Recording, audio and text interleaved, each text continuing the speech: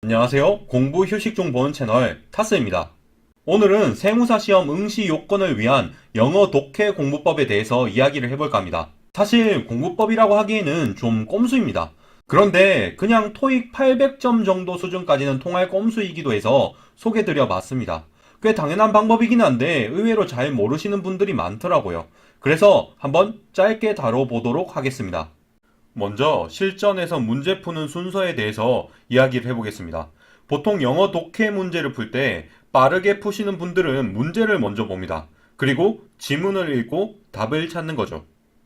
그런데 문제에 따라서 지문을 전부 읽어야 할 때도 있고 아닌 경우도 있습니다. 전부 다 읽지 않아도 되는 경우 지문의 어느 부분에 묻는 바가 나올지 바로 판단할 수 있다면 훨씬 더 문제를 빨리 풀 수 있겠죠.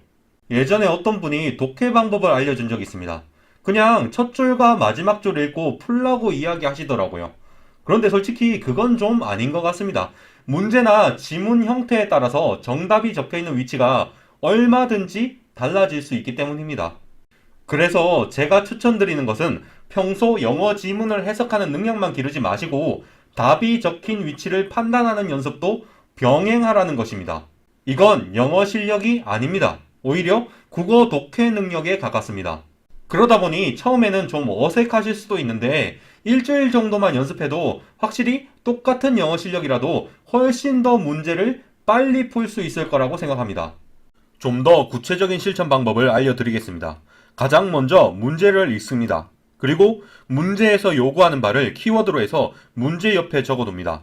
예를 들어 주제를 물어봤다면 문제 옆에 주제라는 단어를 적는 겁니다. 그리고 지문으로 갑니다. 영어 지문을 조금 해석해 보면서 전체적인 글 구성을 파악합니다. 그리고 그 구성을 봤을 때 해당 문제의 답을 찾으려면 전체 내용을 봐야 할지 아니면 일부 내용만 봐도 될지 추측해 봅니다.